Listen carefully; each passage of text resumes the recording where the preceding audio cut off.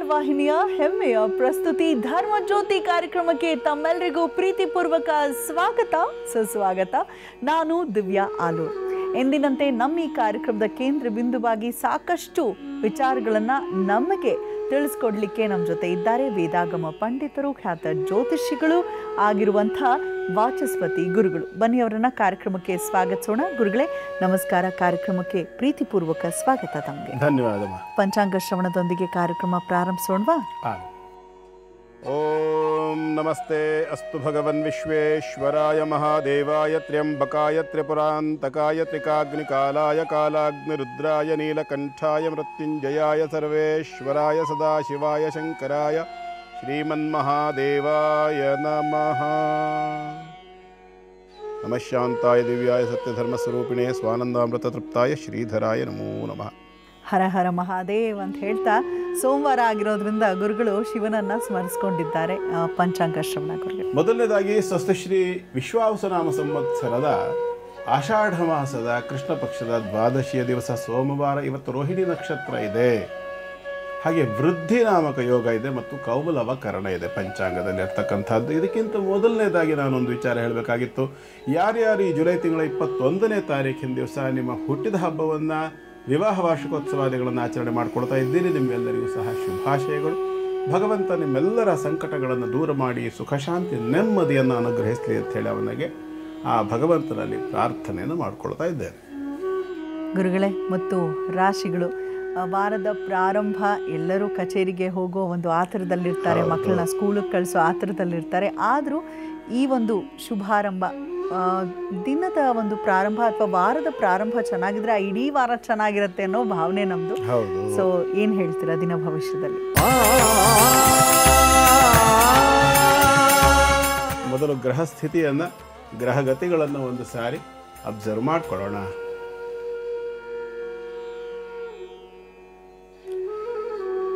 ಈ ಗ್ರಹಸ್ಥಿತಿಯನ್ನು ಅಬ್ಸರ್ವ್ ಮಾಡಿದಾಗ ಹೇಗಿದೆ ಗ್ರಹಸ್ಥಿತಿ ಅಂತ ನೋಡಿದರೆ, ಮೇಷರಾಶಿಯಲ್ಲಿ ಯಾವುದೇ ಗ್ರಹ ಸಂಚಾರ ಇಲ್ಲ. ವೃಷಭದಲ್ಲಿ ಶುಕ್ರ ಚಂದ್ರ, ರೋಹಿಣಿ ನಕ್ಷತ್ರಕ್ಕೆ ಚಂದ್ರನ ಪ್ರವೇಶ ಆಗಿದೆ. ಹಾಗಾಗಿ ವೃಷಭದಲ್ಲಿ ಶುಕ್ರ ಮತ್ತು ಚಂದ್ರರು, ಮಿಥುನದಲ್ಲಿ ಗುರು, ಕರ್ಕಾಟಕದಲ್ಲಿ ರವಿ ಬುಧ, ಹಾಗೂ ಸಿಂಹದಲ್ಲಿ ಕುಜ ಕೇತು, ಕನ್ಯಾ ತುಲಾ ವೃಶ್ಚಿಕ ಧನು ಮಕರ 5 ರಾಶಿಗಳಲ್ಲಿ ಯಾವುದೇ ಗ್ರಹ ಸಂಚಾರ ಇಲ್ಲ. ಕುಂಭದಲ್ಲಿ ರಾಹು ಮತ್ತು ಮೀನದಲ್ಲಿ ಶನಿ. ಈ ರೀತಿಯಾಗಿ 9 ಗ್ರಹಗಳ ಇವತ್ತಿನ ಗ್ರಹಸ್ಥಿತಿ ಅಂತಕ್ಕಂಥದ್ದಿದೆ. ಆರಂಭದಲ್ಲಿ ಮೇಷರಾಶಿಯನ್ನು ನೋಡೋಣ. ಮೇಷರಾಶಿಯವರಿಗೆ ಇವತ್ತು ದ್ವಿತೀಯದ ಚಂದ್ರನ ಒಂದು ಫಲ ಅಂದರೆ ಅಧಿಕವಾಗಿರತಕ್ಕಂತಹ ಲಾಭಾಂಶವನ್ನು ನೋಡಲಿಕ್ಕೆ ಅವಕಾಶ. ಉಚ್ಛಚಂದ್ರನು ಶುಕ್ರನೊಂದಿಗೆ ಸೇರಿದಾನೆ. ಚತುರ್ಥ ದ್ವಿತೀಯಾಧಿಪತಿಯು ಮತ್ತು ಸಪ್ತಮಾಧಿಪತಿಯು ಸಹ ಒಟ್ಟಾಗಿ ಸೇರಿರ್ತಕ್ಕಂಥದ್ದು. ಇವತ್ತಿನ ದಿನ ತುಂಬ ಚೆನ್ನಾಗಿದೆ. ಆರಂಭದ ಒಂದು ರಾಶಿ ಫಲವೇ ಖುಷಿ ಕೊಡ್ತಕ್ಕಂಥ ರೀತಿಯಲ್ಲಿದೆ. ಸಂತೋಷದಾಯಕವಾಗಿರತಕ್ಕಂಥ ದಿನ ಮೇಷರಾಶಿಯವರಿಗೆ. ಚಿಂತೆಗೆ ಕಾರಣ ಇಲ್ಲವಾ ಅಂತ ಕೇಳಬೇಡಿ. ಯಾಕೆಂದರೆ ಚಿಂತೆ ಮನುಷ್ಯ ಹುಟ್ಟಿದಾರಿಂಬ ಇರುತ್ತೆ. ಯಾವುದೇ ಒಬ್ಬ ಮನುಷ್ಯ ಅವನು ಜೀವನದ ಕೊನೆ ಉಸಿರು ಇರೋಲ್ಲಿವರೆಗೂ ಯಾವುದಾದ್ರೂ ಒಂದು ವಿಷಯದ ಚಿಂತೆ ಇದ್ದೇ ಇರ್ತದೆ. ಯಾವ ವಿಷಯದ ಚಿಂತೆಯೂ ಇಲ್ಲದೆ ಇರತಕ್ಕಂಥ ಮನುಷ್ಯ ಇಲ್ಲ. ಹಾಗಾಗಿ ಗಾದೆ ಇದೆ, ಚಿಂತೆ ಇಲ್ಲದೆ ಇರೋನಿಗೆ ಸಂತೆಯಲ್ಲೂ ನಿದ್ದೆ. ಹಾಗಾಗಿ ಚಿಂತೆ ಮಾಡಬೇಕಾದಂಥ ಪ್ರಮೇಯದ ಯಾವುದೇ ಒಂದು ಘಟನಾವಳಿಗಳು ನಡೀತಕ್ಕಂಥ ಲಕ್ಷಣಗಳು ಇವತ್ತು ಮೇಷರಾಶಿಯವರಿಗೆ ಇಲ್ಲ. ಆದರೂ ಪಂಚಮದಲ್ಲಿ ಕುಜಕೇತು ಇರತಕ್ಕಂಥದ್ದರಿಂದ ಇವತ್ತು ಗಣಪತಿಯನ್ನು ಆರಾಧನೆ ಮಾಡಿಕೊಳ್ಳಿ, ಶುಭವಾಗಲಿ. ಮುಂದಿರೋದು ವೃಷಭ ರಾಶಿ.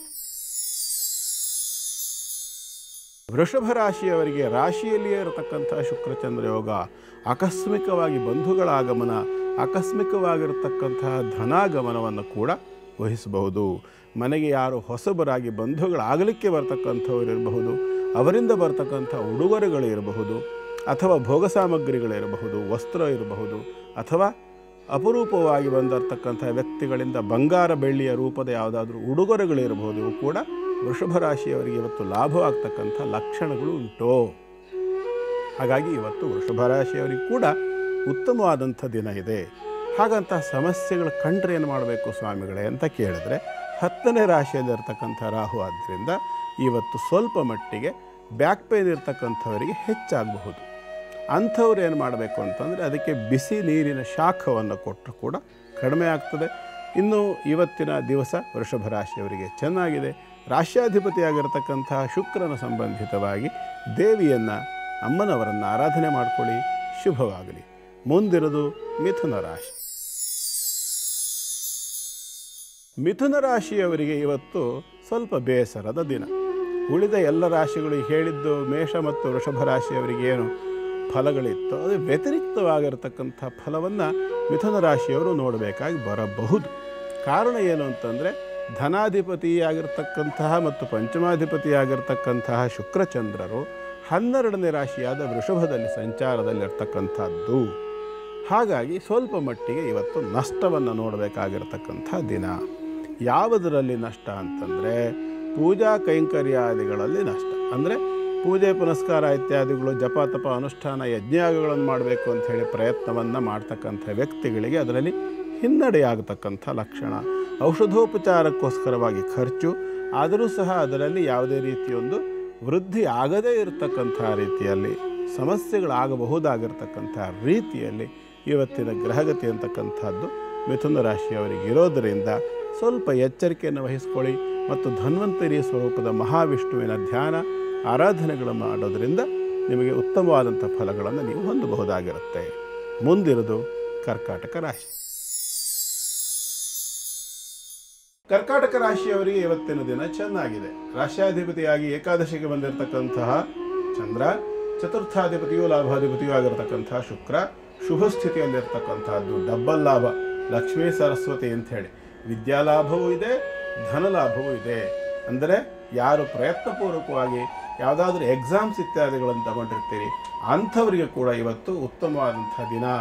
ಸಂತೋಷದಿಂದ ಹೋಗಿ ವಿದ್ಯಾಭ್ಯಾಸಕ್ಕಾಗಿ ಕಷ್ಟಪಡ್ತಾ ಇರ್ತಕ್ಕಂಥವ್ರು ಹೋಗಿ ಎಲ್ಲಾದರೂ ಒಂದು ಶಾರದಾಂಬೆಯ ದರ್ಶನವನ್ನು ಮಾಡಿಕೊಂಡು ಇವತ್ತು ಪರೀಕ್ಷೆ ಏನಾದರೂ ಇದ್ದ ಪಕ್ಷದಲ್ಲಿ ಸಂತೋಷವಾಗಿ ಹೋಗಿ ನಿರಾಳವಾದ ಮನಸ್ಸಿನಿಂದ ಆನಂದವಾಗಿ ಪರೀಕ್ಷೆಯನ್ನು ಅಟೆಂಡ್ ಮಾಡಿ ಮೊದಲು ಪ್ರಾರ್ಥನೆ ಮಾಡಿಕೊಳ್ಳಿ. ಒಂದು ಸಾರಿ ಕಣ್ಣು ಮುಚ್ಚಿ ನನಗೆಲ್ಲ ನೆನಪಾಗಲಪ್ಪ ಭಗವಂತ ಅಂಥೇಳಿ ಪ್ರಾರ್ಥನೆ ಮಾಡಿಕೊಂಡು ಬರೀಲಿಕ್ಕೆ ಶುರು ಮಾಡಿ. ಇವತ್ತಿನ ಪರೀಕ್ಷೆಗಳನ್ನು ಎಷ್ಟು ಸುಲಲಿತವಾಗಿ ನಿಮ್ಮ ಪರೀಕ್ಷೆ ಅಂತಕ್ಕಂಥದ್ದು ನಡೀತದೆ ಯೋಚನೆ ಮಾಡಿ. ಜೊತೆಯಲ್ಲಿ ಶ್ರದ್ಧಾ ಮೇಧ ಪ್ರಜ್ಞಾ ಅನ್ನುವಂತಹ 3 ಶಕ್ತಿಗಳು ವಿದ್ಯಾರ್ಥಿಗಳಿಗೆ ವೃದ್ಧಿಯಾಗಲಿಕ್ಕೆ ಬೇಕಾಗಿರತಕ್ಕಂಥ ವಿಚಾರಗಳನ್ನು ಮುಂದೆ ತಿಳಿಸೋನಿದ್ದೀರಿ. ಹಾಗೆ ಗಮನ ಇಟ್ಕೊಳ್ಳಿ. ಆ ಒಂದು ದಕ್ಷಿಣಾಮೂರ್ತಿಯನ್ನು ಧ್ಯಾನ ಮಾಡುವುದರ ಮುಖಾಂತರವಾಗಿ ಅನುಗ್ರಹವನ್ನು ಪಡ್ಕೋಬಹುದು ಕರ್ಕಾಟಕ ರಾಶಿಯವರು. ಮುಂದಿನ ಸಿಂಹಾದಿ ರಾಶಿಗಳ ಒಂದು ರಾಶಿ ಇವತ್ತಿನ ದಿನಫಲವನ್ನು ಮುಂದಿನ ಭಾಗದಲ್ಲಿ ನೋಡೋಣ. ಖಂಡಿತ ಗುರುಗಳೇ. ವೀಕ್ಷಕರೇ, ಸಣ್ಣ ವಿರಾಮ ತಗೊಳ್ಳಿ. ಕ್ಷೇತ್ರ ಮಹಿಮೆಯಲ್ಲಿ ಯಾವ ವಿಶೇಷವಾದ ಕ್ಷೇತ್ರದ ಬಗ್ಗೆ ಗುರುಜಿ ತಿಳಿಸಲಿದ್ದಾರೆ ಗೊತ್ತಾ? ಸೋಮವಾರ ಆಗಿರೋದ್ರಿಂದ ಶಿವನಿಗೆ ಕುರಿತಾಗಿರುವಂಥ ಯಾವುದಾದ್ರೂ ಸ್ಥಳದ ಮಹಿಮೆಯ ಕುರಿತಾಗಿ ತಿಳಿಸಲಿದ್ದೀರಾ ಅಂತ ಭಾವಿಸ್ತೇನೆ. ಇವತ್ತು ಯಾವ ಕ್ಷೇತ್ರದ ಬಗ್ಗೆ ತಿಳಿಸ್ತಾ ಇದ್ದೀರಾ? ಇದು ಸುಮಾರು 600-700 ವರ್ಷಗಳಿಗಿಂತಲೂ ಹಳೆಯ ಒಂದು ದೇವಸ್ಥಾನ. ಇದು ಶಿವಮೊಗ್ಗ ಜಿಲ್ಲೆಯ ಬಾರ್ಡ್ರ್ನಲ್ಲಿ ಬರತಕ್ಕಂಥ ಒಂದು ದೇವಸ್ಥಾನ. ಭದ್ರಾ ನದಿಯ ದಂಡೆಯ ಮೇಲೆ ಇರ್ತಕ್ಕಂಥ ದೇವಸ್ಥಾನ. ಉತ್ತರಾಭಿಮುಖವಾಗಿರ್ತಕ್ಕಂತಹ ದೇವಸ್ಥಾನ. ಉತ್ತರಾಭಿಮುಖವಾಗಿ ಹರಿತಕ್ಕಂತಹ ಭದ್ರಾ ನದಿಯ ಬಲದಂಡೆ ಮೇಲೆ ಇರ್ತಕ್ಕಂಥ ದೇವಸ್ಥಾನ. ಎಲ್ಲರಿಗೂ ಗೊತ್ತು BRP ಅಂದರೆ BR ಪ್ರಾಜೆಕ್ಟ್ ಅಂತ ಹೇಳ್ತಾರೆ, ಭದ್ರಾ ರಿಸರ್ವಾಯರ್ ಪ್ರಾಜೆಕ್ಟು, ಲಕ್ವಳ್ಳಿ ಡ್ಯಾಮ್ ಅಂತ ಎಲ್ಲ ಕೇಳಿದ್ದೀವಿ ನಾವು. ಅಲ್ಲಿ ಇರ್ತಕ್ಕಂಥ ಆ ನದಿಯ ದಂಡೆಯ ಮೇಲೆ ಇರ್ತಕ್ಕಂಥ ಸೋಮೇಶ್ವರ ದೇವಸ್ಥಾನ ಬಹಳ ವಿಶೇಷವಾಗಿರ್ತಕ್ಕಂಥ ಶಿಲಾಮಯ ದೇವಸ್ಥಾನ. ಈ ಚಾಲುಕ್ಯರು, ಚೋಳರು ಅಥವಾ ಹೊಯ್ಸಳರ ಕಾಲದ ದೇವಸ್ಥಾನದ ಲಕ್ಷಣಗಳು ಉಂಟು. ಬಹುಶಃ ಕಾಲಕ್ರಮೇಣ ಲುಪ್ತವಾಗಿ ಹೋಗಿರಲೂಬಹುದು ಕೆಲವಷ್ಟು ಶಿಲಾಮಯವಾಗಿರ್ತಕ್ಕಂಥ ದೇವಸ್ಥಾನವೇ. ಆದರೂ ಆ ದೇವಸ್ಥಾನದ ಮೇಲೆ ದಾಳಿಯಾಗಿದ್ದಕ್ಕೆ ವಿಗ್ರಹಗಳನ್ನು ಖಂಡಿಸಿರೋದಕ್ಕೆ ಇವತ್ತಿಗೂ ಕೂಡ ಸಾಕ್ಷ್ಯಗಳು ಸಿಗ್ತವೆ. ಅನೇಕ ವಿಗ್ರಹಗಳು ತಲೆಯೇ ಇಲ್ಲದೆ ಇರತಕ್ಕಂಥ ಕೆಲವು ದೇವತಾ ವಿಗ್ರಹಗಳು ಕೂಡ ಉಂಟು. ಹಾಗಾಗಿ ಸುಮಾರು ಒಂದು 600-700 ಹಳೆಯ ಅಂದರೆ ವರ್ಷಗಳಷ್ಟು ಹಳೆಯ ದೇವಸ್ಥಾನ ಇರಬಹುದು ಅನ್ನುವಂಥದ್ದು. ಕೈಯಾರೆ ಆತ ನನ್ನ ಕೈಯಿಂದ ಪೂಜೆಯನ್ನು ಸ್ವೀಕಾರ ಮಾಡಿದ್ದಾನೆ, ಅದೊಂದು ನಾನು ಖುಷಿ ಇದೆ. ಸೋಮೇಶ್ವರ ಅಂತ ಹೇಳ್ತಾರೆ. ಭದ್ರಾ ನದಿಯ ಬಲಗಡೆ ದಂಡೆ ಮೇಲೆ ಸರಿಸುಮಾರು ಶಿವಮೊಗ್ಗ ಪಟ್ಟಣಕ್ಕಿಂತಲೂ ಮೊದಲು ಲಕ್ವಳ್ಳಿ ಅಂತಕ್ಕಂಥ ಒಂದು ಊರು ಸಿಗ್ತದೆ. ಲಕ್ವಳ್ಳಿ ಡ್ಯಾಮ್ ತುಂಬಾ ಫೇಮಸ್. ಭದ್ರಾ ಡ್ಯಾಮ್ ಇದೆಯಲ್ಲ, ಆ ಡ್ಯಾಮಿಗಿಂತ ಸುಮಾರು ಒಂದು 6-8 ಕಿಲೋಮೀಟರ್ ಮೊದಲೇನೆ ಬಲಭಾಗದಲ್ಲಿ ಗಂಜಿಗೆರೆ ಅನ್ನುವ ಊರು. ಆ ಗಂಜಿಗೆರೆ ಅನ್ನುವ ಊರಿನಿಂದ ಬಲಕ್ಕೆ ತಗೊಂಡು ಹೋದ ಸುಮಾರು ಒಂದು 3 ಕಿಲೋಮೀಟರ್ಗಳಷ್ಟು ದೂರದಲ್ಲಿ ಭದ್ರಾ ನದಿಯ ದಂಡೆ ಮೇಲೆ ಇರ್ತಕ್ಕಂಥ ದೇವಸ್ಥಾನ. ಉತ್ತರಾಭಿಮುಖವಾಗಿರ್ತಕ್ಕಂತಹ ಶಿವನ ದೇವಸ್ಥಾನ. ಆ ವಿಶೇಷ ಏನು ಅಂತಂದರೆ ಶಿವಲಿಂಗದ ಒಳಭಾಗದಲ್ಲಿ ಕಾಣಿಸ್ತದೆ, ಹೊರಗಡೆಯಿಂದ ನೋಡಿದರೆ ಕೂಡ ಸುಮಾರು ಒಂದು 8ರಿಂದ 10 ಇಂಚು ಎತ್ತರದ ಶಿವಲಿಂಗ ಅದು. ಅದರ ಒಳಭಾಗದಲ್ಲಿ ದತ್ತಾತ್ರೇಯರ ವಿಗ್ರಹ ಇದೆ. ಸಂಪೂರ್ಣ ಶಿಲಾಮಯವಾದ ಶಿವಲಿಂಗದ ಒಳಗೆ ಶಿಲಾಮಯವಾಗಿರತಕ್ಕಂಥ ದತ್ತಾತ್ರೇಯರ ಒಂದು ವಿಗ್ರಹ ಅಂತಕ್ಕಂಥದ್ದು ಮೂಡಿರ್ತಕ್ಕಂಥದ್ದು. ಇದ್ದರೆ ಕೇಳ್ಬೋದಿತ್ತೇನೋ ಅಲ್ವಾ? ನಾನು ಸಹ ನೋಡಿರಲಿಲ್ಲ. ಅಲ್ಲಿ ಹೋದಾಗ ನೋಡಿದಾಗ ಬಹಳ ಸಂತೋಷವಾಯಿತು ನಮಗೆ. ಅಂದರೆ ಅರ್ಥ ಏನು?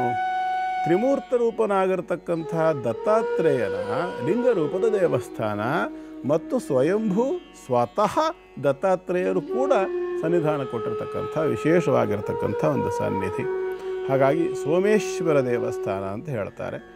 ಈ ಸೋಮೇಶ್ವರ ದೇವಸ್ಥಾನದಲ್ಲಿ ಇದು ಶಾಪೋದ್ಧಾರಕನಾಗಿರ್ತಕ್ಕಂಥ ದೇವ. ದತ್ತಾತ್ರೇಯರನ್ನು ಕೂಡ ನಾವು ಶಾಪೋದ್ಧಾರಕರು ದ್ರಾಮ್ ಅನ್ನುವಂಥ ಬೀಜಾಕ್ಷರವನ್ನು ದತ್ತಾತ್ರೇಯರಿಗೆ ಹೇಳ್ತೇವೆ. ಯಾಕೆ ಅಂತಂದರೆ ದ್ರಾಮ್ ಅಂದರೆ ದ್ರಾವಕ, ಕರಗಿಸುವಂಥದ್ದು ಅಂತ. ಬಾಧಾ ನಿವೃತ್ತಿ, ಎಲ್ಲ ಬಾಧೆಗಳನ್ನು ಕರಗಿಸುವಂಥವರು, ಶಾಪೋದ್ಧಾರವನ್ನು ಮಾಡ್ತಕ್ಕಂಥವರು, ತಂತ್ರವಿದ್ಯಾ ಪ್ರವೀಣರು, ತಂತ್ರವಿದ್ಯೆಯಲ್ಲಿ ಸಂಪೂರ್ಣವಾಗಿರ್ತಕ್ಕಂಥ ಸಾಧನೆ ಮಾಡಿದವರು, ಭೈರವಿ ಸಾಧನೆಯನ್ನು ಮಾಡ್ತಕ್ಕಂಥವರು.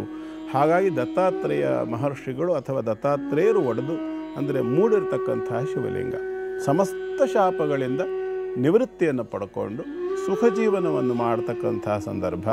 ಅಲ್ಲಿ ಬಹಳ ವಿಶೇಷ ಏನು ಅಂತಂದರೆ ಶಿವರಾತ್ರಿ ಸಂದರ್ಭದಲ್ಲಿ ಜಾತ್ರೆ ಮಹೋತ್ಸವ, ತೇರು ಇತ್ಯಾದಿಗಳೆಲ್ಲ ಉಂಟು. ಮರದಿಂದ ರಚನೆ ಆಗಿರತಕ್ಕಂತಹ ರಥ ಇದೆ. ಆ ರಥವನ್ನು ಆ ದೇವರ ವಿಗ್ರಹ ಭಾಳ ಇರ್ತಕ್ಕಂಥದ್ದು ಏನಂತಂದರೆ ಅಲ್ಲಿ ಸೋಮೇಶ್ವರನ ಪಂಚಲೋಹದ ಒಂದು ವಿಗ್ರಹ ಇರ್ತಕ್ಕಂಥದ್ದು, ಶಿವನ ವಿಗ್ರಹ. ಶಿವ ಲಿಂಗ ರೂಪದಲ್ಲಿ ಅಲ್ಲ, ಉತ್ಸವ ಮೂರ್ತಿ ಅಂತಕ್ಕಂಥದ್ದು ವಿಗ್ರಹ ರೂಪದಲ್ಲಿರ್ತಕ್ಕಂಥದ್ದು. ಅದನ್ನು ಅಲ್ಲಿ ಉತ್ಸವವನ್ನು ಮಾಡ್ತಾರೆ. ವರ್ಷ ಶಿವರಾತ್ರಿ ಸಂದರ್ಭದಲ್ಲಿ ರಥೋತ್ಸವ ಆಗ್ತದೆ. ವಿಶೇಷವಾಗಿ ಭಗವಂತನಿಗೆ ಪೂಜಾ ಕೈಂಕರ್ಯಗಳೆಲ್ಲವೂ ಸಹ ತುಂಬ ಚೆನ್ನಾಗಿ ವ್ಯವಸ್ಥಿತವಾಗಿ ನಡೆಸ್ತಕ್ಕಂಥ ಸಂಪೂರ್ಣ ಕೃಷ್ಣ ಯಜುರ್ವೇದವನ್ನು ಅಧ್ಯಯನ ಮಾಡಿರ್ತಕ್ಕಂಥವ್ರು ಎಸ್ ಟಿ ನಾಗರಾಜ್ ಅಂತ ಹೇಳೊಬ್ಬರು ನಮಗೆ ಬಹಳ ಆತ್ಮೀಯರು, ಗುರುಸ್ಥಾನದಲ್ಲಿರ್ತಕ್ಕಂಥವ್ರು ಕೂಡ ಹೌದು. ಅವರ ಕುಟುಂಬಸ್ಥರಿಂದ ಅಲ್ಲಿ ಅಂದರೆ ಅವರು ಸಂಪೂರ್ಣ ಕೃಷ್ಣ ಯಜುರ್ವೇದವನ್ನು ಅಧ್ಯಯನ ಮಾಡಿ, ಶಾಸ್ತ್ರಾಧ್ಯಯನವನ್ನು ಮಾಡಿ ಎಲ್ಲ ದೊಡ್ಡ ಮಟ್ಟದ ವೇದಶಾಸ್ತ್ರಜ್ಞರಾಗಿರ್ತಕ್ಕಂಥವ್ರು. ಅವರ ಕುಟುಂಬಸ್ಥರಿಂದಲೇ ಅಲ್ಲಿ ಪೂಜೆ ಅಂತಕ್ಕಂಥದ್ದು ನಡೀತದೆ. ಎಲ್ಲ ರೀತಿಯ ವ್ಯವಸ್ಥೆಯನ್ನು ಕೂಡ ಮಾಡಿ ದೇವಸ್ಥಾನದಲ್ಲಿ ಅಭಿಷೇಕ, ಪೂಜೆ, ಹೋಮ ಇತ್ಯಾದಿಗಳು ಶಾಪೋದ್ಧಾರಕವಾಗಿರ್ತಕ್ಕಂಥ ಕ್ರಮ, ತೀರ್ಥ ಸ್ನಾನಾದಿಗಳು ಕೂಡ ಅಲ್ಲಿ ನಡೀತದೆ. ಈ ರೀತಿಯಾಗಿ ಕ್ಷೇತ್ರವನ್ನು ದರ್ಶನ ಮಾಡಿ ಅವನ ಅನುಗ್ರಹವನ್ನು ಪಡೆದು ಎಲ್ಲ ಶಾಪಗಳಿಂದ ಮುಕ್ತರಾಗಲಿಕ್ಕೆ ಆ ಒಂದು ಕ್ಷೇತ್ರ ಅತ್ಯಂತ ಸೂಕ್ತವಾದದ್ದು. ಈಗ ಆಚಾರ ವಿಚಾರ ವಿಭಾಗ ಪ್ರಾರಂಭಿಸೋಣ. ಗುರುಗಳೇ, ಜನರ ಪ್ರಶ್ನೆ ನಾನು ಕೇಳ್ತಾ ಇದ್ದೀನಿ. ನಿಮ್ಮದೇ ಪ್ರಶ್ನೆ ಅಂತಲೂ ನಾವು ಉತ್ತರ ಕೊಡ್ತೀವಿ. ಹೇಗಿದ್ರೆ ಪರವಾಗಿಲ್ಲ. ಕೆಲವೊಮ್ಮೆ ಯಾರೋ ಸಾವಿನ ಅಂಚಿನಲ್ಲಿದ್ದಾರೆ, ಅಚಾನಕ್ಕಾಗಿ ಆಕ್ಸಿಡೆಂಟ್ ಆಗೋಯ್ತು, ಚಿಕ್ಕ ವಯಸ್ಸೇ, ಒಂಥರ ಸಾವು ಬದುಕಿನ ನಡುವೆ ಹೋರಾಡ್ತಿದ್ದಾರೆ ಅಂತ ಹೇಳಿದಾಗ ಪ್ರಾಜ್ಞರ್ ಹೇಳೋವಂಥ ಮಾತು, ಒಂದು ಧನ್ವಂತರಿ ಹೋಮ ಮಾಡಿಸಿ ಇಲ್ಲ ಮೃತ್ಯುಂಜಯ ಹೋಮ ಮಾಡಿಸಿ, ಖಂಡಿತವಾಗ್ಲೂ ಎಫೆಕ್ಟಿವು. ಅಥವಾ ಯಾವುದಾದ್ರೂ ಸುಕ್ಷೇತ್ರಗಳಲ್ಲಿ ಅರ್ಚನೆ ಕೊಡಿಸಿ, ಅಭಿಷೇಕ ಮಾಡಿಸಿ, ಹಾಗೆ ಹೀಗೆಲ್ಲ ಹೇಳ್ತಾರೆ. ಇದು ನಿಜವಾಗ್ಲೂ ವರ್ಕೌಟ್ ಆಗುತ್ತಾ? ಪರಿಣಾಮಕಾರಿನ? ಬದುಕಿಸ್ಬೋದಾ? ಹಾಗೆ ಸಾವು ಬದುಕಿನ ನಡುವೆ ಹೋರಾಡ್ತಿರೋರನ್ನ, ಮತ್ತು ಅವ್ರು ಯಾರು ನರಳುತ್ತಿರ್ತಾರೆ, ಅವ್ರು ICUನಲ್ಲಿದ್ದಾರೆ ಅಂತ ಹೇಳಿದ್ರೆ ಕೆಲವೊಂದಷ್ಟು ಶ್ಲೋಕಗಳನ್ನು ಹಾಕಿ ಬಿಡಿ ಅವ್ರ ಕಿವಿ ಹತ್ರ, ಮೃತ್ಯುಂಜಯ ಶ್ಲೋಕ ಅಂತಲೇ ಹೇಳ್ತಾರೆ. ಸೊ ಇದು ಎಷ್ಟು ಪರಿಣಾಮಕಾರಿ ಗುರುಗಳೇ? ಇದು ನಿಜವಾಗ್ಲೂ ನಡೆಯುತ್ತಾ? ವಿಸ್ಮಯ. ನಮ್ಮ ಈ ವಿಭಾಗ, ಆಚಾರ ವಿಚಾರ ವಿಭಾಗ ಏನಿದೆ, ಇದರಲ್ಲಿ ಆಧ್ಯಾತ್ಮಿಕ ಮತ್ತು ವೈಜ್ಞಾನಿಕ ಎರಡು ಕಾರಣಗಳನ್ನು ಕೊಡಬೇಕು. ಹೌದು ಹೌದು. ಹಾಗಾಗಿ ನನ್ನನ್ನು ತಗಲಾಕಕ್ಕೆ ಬೇಕಾದಷ್ಟು ವ್ಯವಸ್ಥೆ ನೀವು ಮಾಡ್ಕೊಂಡೇ ಇರ್ತೀರಾ ಅಂತ ನನಗೂ ಗೊತ್ತು. ಇಲ್ಲ, ನೀವು ಸಮರ್ಥರಿದ್ದೀರಾ, ಯಾವುದೇ ಪ್ರಶ್ನೆ ಯಾವಾಗ ಕೇಳಿದ್ರು ಆನ್ಸರ್ ಮಾಡ್ತೀರಾ ಅಂತ. ಗುರುವಿನ ಅನುಗ್ರಹ, ನಂದೇನಿಲ್ಲ. ನೋಡೋಣ ಗುರುಗಳು ಇದಕ್ಕೇನು ಉತ್ತರ ಕೊಡಿಸ್ತಾರೆ ಅಂತ. ನೋಡಿ, ಆಧ್ಯಾತ್ಮ ಬೇರೆ, ವಿಜ್ಞಾನ ಬೇರೆ ಅಂತ ನಾನಂತೂ ಅಂದ್ಕೊಂಡಿಲ್ಲ. ನೀವು ಪ್ರತಿ ಬಾರಿ ಅದನ್ನು ಹೇಳ್ತೀರಾ. ಯಾಕಾಗಿ ಅಂತಂದರೆ ಪ್ರತಿಯೊಂದು ಜೀವದ ಒಳಗಡೆಗೂ ಸಹ ಒಂದು ಚೈತನ್ಯ ಇರ್ತದೆ, ಎನರ್ಜಿ ಇರ್ತದೆ. ಅದನ್ನೇ ದೈವ ಅಂತ ಹೇಳೋದು. ಅದಕ್ಕೆ ನೀವು ಹೊರಗಡೆ ಯಾವುದೇ ಒಂದು ರೂಪ ಕೊಡ್ಬೋದು, ಅದಲ್ಲ ಮೇಯ್ನು. ಅದರೊಳಗಡೆ ಇರ್ತಕ್ಕಂಥದ್ದು, ಈಗ ಲೈಟ್ನಲ್ಲಿ ಎಲೆಕ್ಟ್ರಿಸಿಟಿ ಅಂತ ಎಕ್ಸಾಂಪಲ್ ನಾನು ಯಾವಾಗಲೂ ಅದನ್ನೇ ಕೊಡ್ತೀನಿ. ಯಾಕೆ ಅಂತಂದರೆ, ಫ್ರಿಜ್ಜಿಗೆ ಹಾಕಿರೋ ತಣ್ಣಗೆ, AC ಹಾಕಿರೋ ತಣ್ಣಗೆ, ಹೀಟ್ರಿಗೆ ಹಾಕಿದ್ರೆ ಬಿಸಿ, TV ಹಾಕಿರೋ ಪಿಕ್ಚರ್ ನೋಡ್ತೀವಿ, ವಾಷಿಂಗ್ ಮೆಷಿನ್ಗೆ ಹಾಕಿರೋ ಬಟ್ಟೆ ತೊಳ್ತೀವಿ, ಮಿಕ್ಸರಿಗೆ ಹಾಕಿದ್ರೆ ಗ್ರೈಂಡ್ ಮಾಡ್ತೀವಿ ಅಲ್ವಾ? ಹೀಗೆ ಒಳಗಡೆ ಇರ್ತಕ್ಕಂಥ ಎನರ್ಜಿಯೇ ಸರ್ವಸ್ವ. ಅದನ್ನೇ ಶಂಕರಾಚಾರ್ಯರು ಹೇಳಿರ್ತಕ್ಕಂಥದ್ದು ಜೀವೋ ಬ್ರಹ್ಮೈವ ನಾಪರಃ. ಹಾಗಾಗಿ ಪ್ರತಿಯೊಂದು ಜೀವದ ಒಳಗಡೆ ಇರತಕ್ಕಂಥ ಚೈತನ್ಯವೇ ಶಕ್ತಿಯೇ ಸರ್ವಸ್ವ ಬಿಟ್ಟರೆ ಮತ್ತಿನ್ನೇನೂ ಅಲ್ಲ. ಆ ಶಕ್ತಿಯ ಮೂಲ ಸ್ರೋತಗಳು ಅಂದರೆ ಎಲ್ಲಿ ಆ ಒಂದು ಎನರ್ಜಿ ಸೋರ್ಸ್ ಅಂತ ಹೇಳ್ತೀವಲ್ಲ, ಈ ಎನರ್ಜಿ ಸೋರ್ಸ್ಗಳು ಎಷ್ಟಿದೆ ಭೂಮಿ ಮೇಲೆ? ಪ್ರಾಕೃತಿಕವಾಗಿ ಎನರ್ಜಿ ಸೋರ್ಸ್ಗಳು 4. 5ನೇದು ಇದೆಯಾ? ಯಾವ 4 ಸೋರ್ಸ್ಗಳು ನಮ್ಮ ಜನರಿಗೆ ತಲೆ ಒಳಗೆ ಇರುತ್ತೆ, ಹೇಳಿದ್ಮೇಲೆ ತಕ್ಷಣ ಅರ್ಥ ಆಗುತ್ತೆ. ನಾನು ಆಧ್ಯಾತ್ಮಿಕವಾಗಿ ಹೇಳ್ತಾ ಇದ್ದೀನಿ.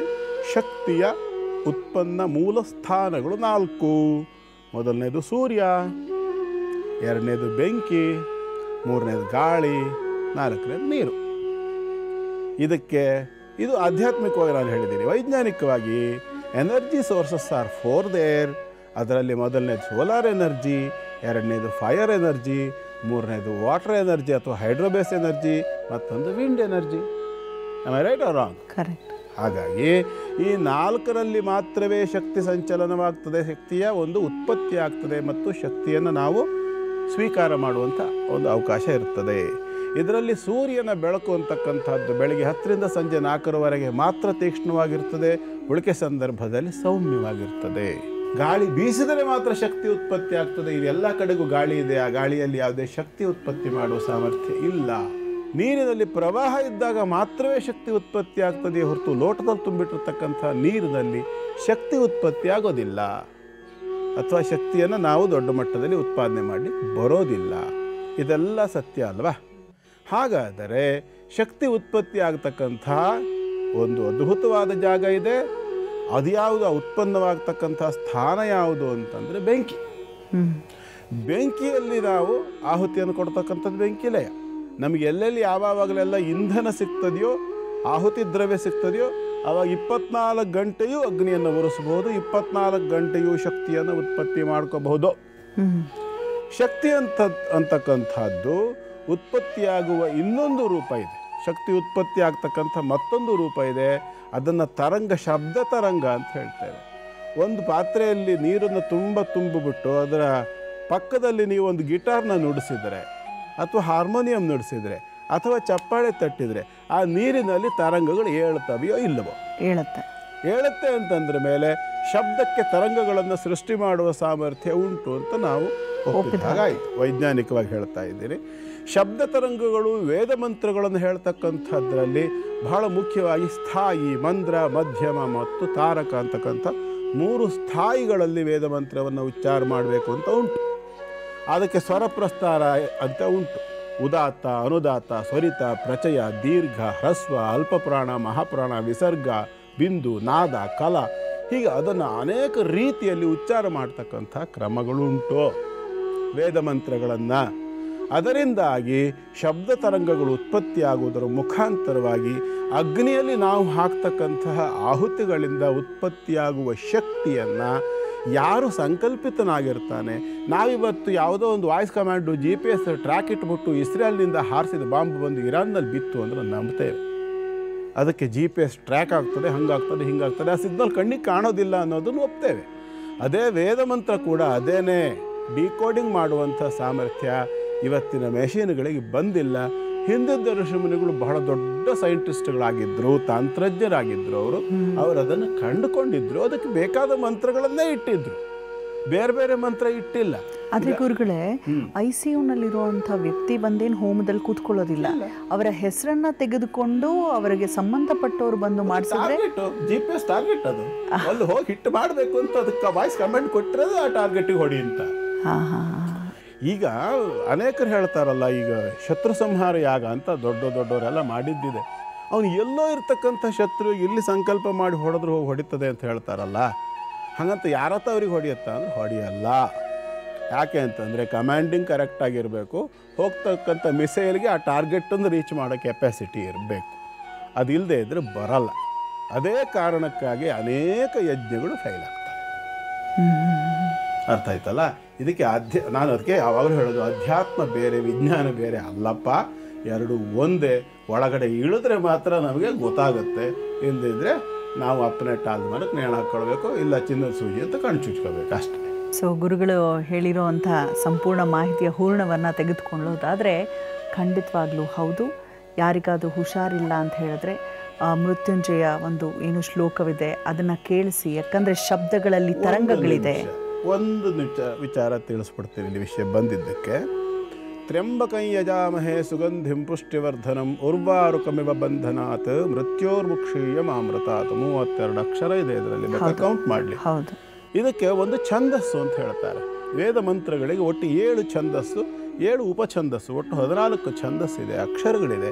ಇಂತಿಷ್ಟೇ ಅಕ್ಷರಗಳು ಇರಬೇಕು ಅನ್ನೋ ರೂಲ್ಸ್ ಇದೆ. ಅದಕ್ಕೊಂದು ದೇವತೆ ಇದೆ, ಅದೆಲ್ಲ ಒಂದು ಈಕ್ವೇಷನ್ಸ್, ಸೈಂಟಿಫಿಕ್ ಈಕ್ವೇಷನ್ಸ್. ಅದು ಟೆಕ್ನಿಕ್ ಅಂತ ಹೇಳ್ತದೆ. ಅದನ್ನು ಮಂತ್ರ ಅಂತ ಹೇಳೋದು, ಅದು ಈಕ್ವೇಷನ್. ನಾವು ಇದರಲ್ಲಿ ಫಾರ್ಮುಲಾ ಇದೆ, ಸೈಂಟಿಫಿಕ್ ಫಾರ್ಮುಲಾ ಇರ್ತಕ್ಕಂಥದ್ದು, ಅದು ಈಕ್ವೇಷನ್ನು. ಅದನ್ನು ಕಮಾಂಡಿಂಗ್ ಮಾಡ್ತಕ್ಕಂಥದ್ದು ಏನಿದೆ ಅದು ಟೆಕ್ನಿಕ್ಕನ್ನು ಹಾಕ್ತಕ್ಕಂಥದ್ದು ಯಂತ್ರ ಏನಿದೆ ಅದು ಮೆಷಿನು. ಮೃತ್ಯುಂಜಯ ಯಂತ್ರ ಅಂತಕ್ಕಂಥದ್ದು ಮೆಷಿನು. ಅದನ್ನು ಮಂತ್ರವನ್ನು ಪ್ರಯೋಗ ಮಾಡಿ ಹೋಮ ಮಾಡ್ತಕ್ಕಂಥದ್ದು ಟೆಕ್ನಿಕ್ಕು. ಅದರಲ್ಲಿರ್ತಕ್ಕಂಥದ್ದು ಮೃತ್ಯುಂಜಯ ಮಂತ್ರ ಅಂತಕ್ಕಂಥದ್ದು ಏನಾಗ್ತದೆ, ಕಮಾಂಡಿಂಗ್. ಸೊ ನೀವು ಕಮಾಂಡಿಂಗು ಅಂದರೆ ಆ ಪ್ರೋಗ್ರಾಮಿಂಗ್ ಮಾಡ್ತಕ್ಕಂಥದ್ದು.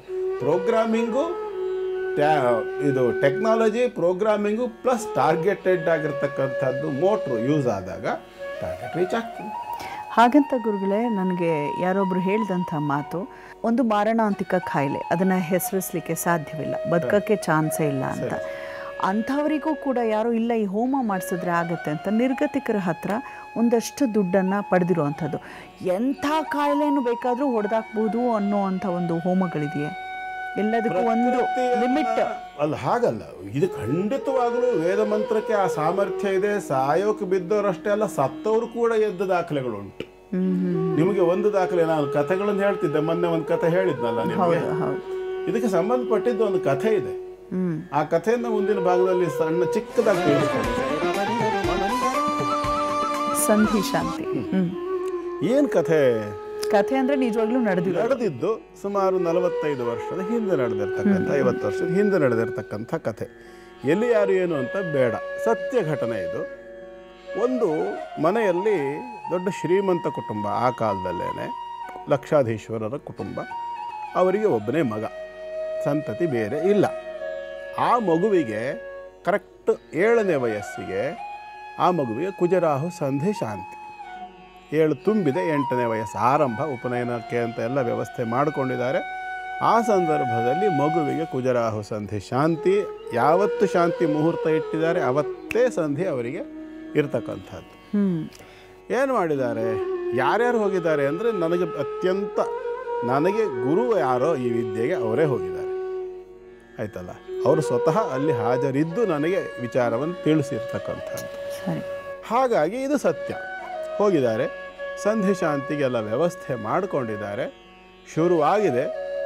ಸಂಕಲ್ಪ, ಗಣೇಶನ ಪೂಜೆ, ಪುಣ್ಯಾಹವಾಚನೆ ಎಲ್ಲ ಮುಗಿಸಿ ನಮ್ಮಲ್ಲಿ ಅಗ್ನಿಯಾಧಾನ ಅಂತ ಮಾಡ್ತಾರೆ. ಈಗೆಲ್ಲ ಎಲ್ಲ ಕಡೆಗೂ ಇದರಲ್ಲಿ ಹಚ್ಚೋದು ಇತ್ಯಾದಿಗಳೆಲ್ಲ ಬಂದ್ಬಿಟ್ಟಿದೆ. ನಮ್ಮಲ್ಲಿ ಹಾಗಲ್ಲ, ಪ್ರತ್ಯೇಕವಾಗಿ ಕೆಂಡಗಳನ್ನು ಸಿದ್ಧಪಡಿಸಿಟ್ಕೊಂಡು ಆ ಕೆಂಡದಲ್ಲಿ ಅಗ್ನಿ ಆವಾಹನೆ ಮಾಡಿ ಅದನ್ನು ಆಧಾನ ಮಾಡ್ತಕ್ಕಂಥ ಕ್ರಮ ಇದೆ. ಆ ಕ್ರಮದಲ್ಲಿ ಆಧಾನ ಮಾಡಿ ಅನ್ವಾಧಾನ ಅಂತ ಮಾಡ್ತಾರೆ. ಯಾವ್ಯಾವ ದ್ರವ್ಯವನ್ನು ಎಷ್ಟೆಷ್ಟು ಆಹುತಿ ಹಾಕ್ತೇವೆ ಅಂತೇಳಿ ಸಿದ್ಧಪಡಿಸ್ತಕ್ಕಂಥ ಕ್ರಮ.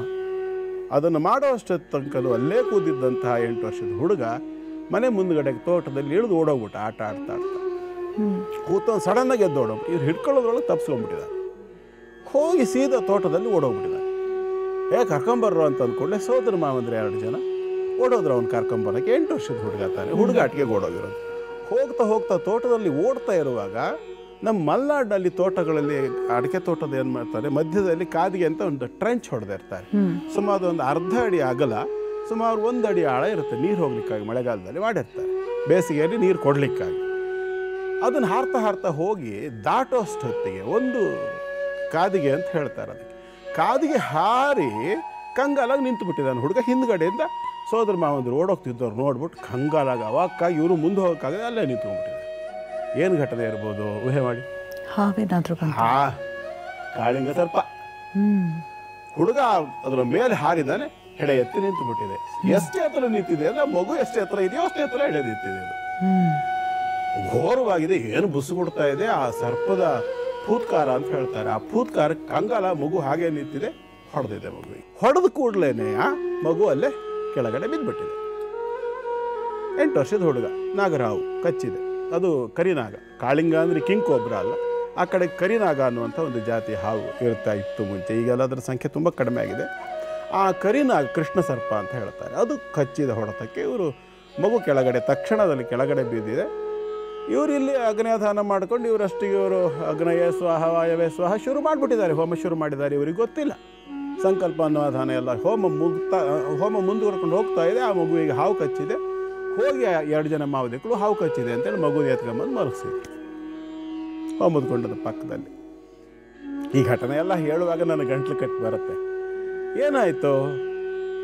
ಗುರುಗಳು ಏನು ಮಾಡಿದ್ರು, ಪ್ರಧಾನ ಆಚಾರ್ಯರು ಏನು ಮಾಡಿದ್ರು, ಇಲ್ಲಪ್ಪ ನಾವು ಸಂಕಲ್ಪ ಮಾಡಿದ್ದೇವೆ, ದೈವೇಚ್ಛೆ ಏನು ಬೇಕಾದರೂ ಇರಲಿ, ನಾವಂತೂ ಕಾರ್ಯ ನಿಲ್ಲಿಸೋದಿಲ್ಲ. ನಮ್ಮ ನಿರ್ಧಾರ ಇರ್ತಾರೆ, ಭಗವಂತ ಏನು ಬೇಕಾದ್ರೂ ಮಾಡಲಿ, ನಾವು ಯಜ್ಞ ನಿಲ್ಲಿಸಲ್ಲ, ಕಂಟಿನ್ಯೂ ಮಾಡಿ.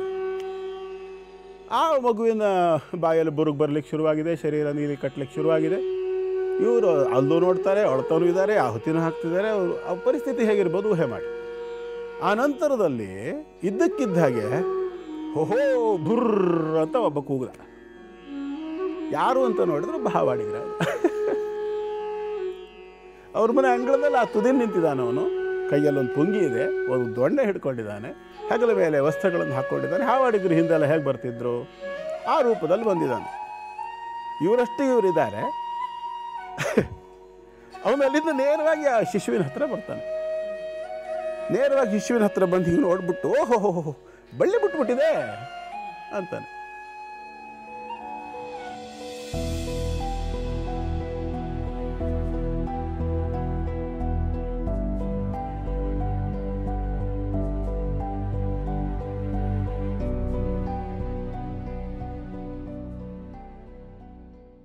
ಗುರುಗಳು ಹೇಳ್ತಾ ಹೇಳ್ತಾ ಭಾವುಕರಾಗ್ತಾ ಇದ್ದಾರೆ. ಅಂದರೆ ಎಷ್ಟು ಶಕ್ತಿ ಇದೆ ನಮ್ಮ ಹಿರಿಯರು ಹಾಕ್ಕೊಟ್ಟಿರುವಂಥ ಆ ಒಂದು ಆಚರಣೆಗಳಲ್ಲಿ, ಎಷ್ಟೊಂದು ವಿದ್ವತ್ತಿದೆ, ಎಷ್ಟೊಂದು ವಿಸ್ಮಯ ಅಡಗಿದೆ ಅನ್ನೋದು ಸೂಚಿಸುತ್ತೆ. ಆಮೇಲೆ ಗುರುಗಳೇ, ಅಲ್ಲ ನಂಗೊಂದು ಪ್ರಶ್ನೆ ಏನಂದರೆ, ಆ ಮಗುನ ಅವ್ರು ಆಸ್ಪತ್ರೆಗೆ ತೊಗೊಂಡು ಹೋಗ್ಲಿಲ್ವಾ? ಆಸ್ಪತ್ರೆ ಅಲ್ಲಿಂದ 40 ಕಿಲೋಮೀಟರ್ ದೂರ ನಡ್ಕೊಂಡು ಇಲ್ಲಿಂದ ಹೋಗ್ತಾರೆ. 45-50 ವರ್ಷದ ಹಿಂದೆ ಹಾಗೆಲ್ಲ ವಾಹನಗಳಿರಲಿಲ್ಲ. ಆಮೇಲೆ ಏನಾಯಿತು, ಆ ಹಾವಾಡಿಗರು ಬಂದು ಇದೆಲ್ಲ ಯಾವ ದೊಡ್ಡ ವಿಚಾರ ಅಂತಾನೆ ತೋಟಕ್ಕೆ ಹೋಗ್ತಾನೆ. ಯಾವುದೋ ಒಂದು ಬೇರನ್ನು ಕಿತ್ಕೊಂಡ್ಬರ್ತಾನೆ. ಅಲ್ಲಿಯ ನೆಲದ ಮೇಲೆ ಅದನ್ನು ತೈತಾನೆ, ಕಲ್ಲಿನ ಮೇಲೆ ಕಲ್ ತರ್ತಾನೆ. ತೋಟದಿಂದ ಒಂದು ಕಲ್ಲು ತರ್ತಾನೆ, ಅಲ್ಲಿಂದ ನೀರು ತಂದು ತೈತಾನೆ. ತೆಗೆದು 3 ಹನಿಯನ್ನು ಮಗುವಿನ ಬಾಯಿಗೆ ಹಾಕ್ತಾನೆ.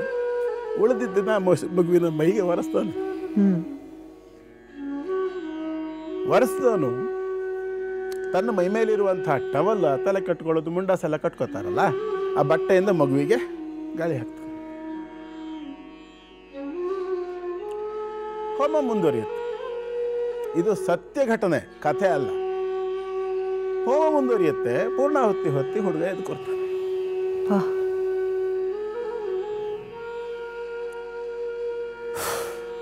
ಯಾರು ಹಾವಾಡಿಗ? ಹೀಗೆ ನಡೆದ ಘಟನೆ. ಇದಕ್ಕಿಂತ ಇನ್ನೂ ಬಹಳ ಅದ್ಭುತ ಏನು ಅಂದರೆ, ಅವನಿಗೆ ಆ ಕಾಲದಲ್ಲಿ 50 ವರ್ಷದ ಹಿಂದೆ 100 ರೂಪಾಯಿ ಕೊಡ್ತಾರೆ. ಅದ್ಭುತವಾದ ಒಂದು ಬಟ್ಟೆ ಕೊಡ್ತಾರೆ ಅವನಿಗೆ, ತಗೊಳಪ್ಪ ನನಗೆ. ಏನು ಕೊಡೋದು? ಆ ಹುಡುಗ ಜೀವಂತ ಉಳಿಸಿದ್ದವನ್ನ, ಮಗುವಿನ ಜೀವ ಉಳಿಸಿದ ಆ ಮನುಷ್ಯನಿಗೆ ಏನು ಅಂತ ಕೊಡ್ತಾರೆ ಇವರು? ಹೀಗಾಗುತ್ತೆ ಕಥೆ. ಆ ನಂತರದಲ್ಲಿ ಏನಾಯಿತು, 100 ರೂಪಾಯಿನ ಇಟ್ಕೊಂಡು ಅವನು ಊರಿಂದ ಹೊರಗಡೆ ಇರ್ತಕ್ಕಂಥ ಶಾಲೆಗೆ ಹೋಗಿ ಅಲ್ಲಿ ಶಾಲೆ ಮೇಸ್ಟ್ರಿಗೆ ಕೊಡ್ತಾನೆ ಆ ಹಣವನ್ನು. ಯಾರು ಹಾವಾಡಿಗರು, ಭಿಕ್ಷದವರು ಕೊಟ್ಟು ದುಡ್ಡನ್ನು ಯಾರಿಗಾರು ಬೇರೆಯವ್ರಿಗೆ ಕೊಡೋ ಸಾಧ್ಯತೆ ಇದೆಯಾ? ಹಾಕಿ ಕೊಡ್ತಾನೆ. ಮತ್ತು ಅವರು ಮನೇಲಿ ಕೊಟ್ಟಿರ್ತಕ್ಕಂಥ ಬಟ್ಟೆಯನ್ನು ಅಲ್ಲಿರ್ತಕ್ಕಂಥ ಪ್ರಧಾನ ಪುರೋಹಿತರಿಗೆ ಹೊಚ್ಬಿಟ್ಟು ಹೊರಟೋಗ್ತಾನೆ. ಏನೂ ತಗೊಳ್ಳಲ್ಲ, ಊಟ ಕೂಡ ಮಾಡಲ್ಲ. ಭಗವಂತನೇ ಸಾಕ್ಷಾತ್ ಕಳಿಸ್ಕೊಟ್ಟಿದ್ದ ಅಥವಾ ಅವನೇ ಬಂದಿದ್ದ? ಅದು ನಿಮಗೆ ಬಿಟ್ಟಿದ್ದು. ಇದು ಕಥೆ ಅಲ್ಲ, ಇದು ವಾಸ್ತವ ಘಟನೆ. ಅಂಥವರನ್ನು ನಾವು ಒಡನಾಡಿದ್ದೇವೆ. ಅಲ್ಲಿ ಆಚಾರ್ಯತ್ವವನ್ನು ವಹಿಸಿದಂಥ ವ್ಯಕ್ತಿಗಳ ಪಾದ ಸೇವೆ ಮಾಡಿದ್ದೇವೆ. 3 ದಿನ ಅವರಿಗೆ 2 ತುತ್ತು ಊಟವನ್ನು ಕೊಡುವಂಥ ಅಥವಾ ಆಹಾರವನ್ನು ಅವರಿಗೆ ಬೇಯಿಸಾಕುವಂಥ ಭಾಗ್ಯ ಭಗವಂತ ನಮಗೆ ಕೊಟ್ಟಿದ್ದಾನೆ ಹೇಳೋದು ನಮ್ಮ ಯೋಗ ಅಷ್ಟೇ.